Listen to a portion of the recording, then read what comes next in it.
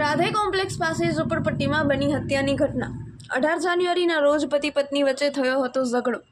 ગંભીર રીતે ઇજાગ્રસ્ત મહિલા મીનાબેન તડવી સારવાર હેઠળ હતા। સારવાર દરમિયાન મહિલાનું નીપજ્યું મોત।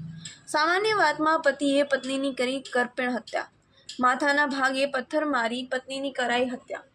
પત્ની જમવાનું ન પીરસતા પતિએ કરી હત્યા। પોલીસે ગણતરીના કલાકોમાં આરોપીને કરી ધરપકડ। ડભોઈ ટાઉનમાંથી પોલીસે હત્યારા પતિની ચીમનભાઈ તડવીની કરી ધરપકડ।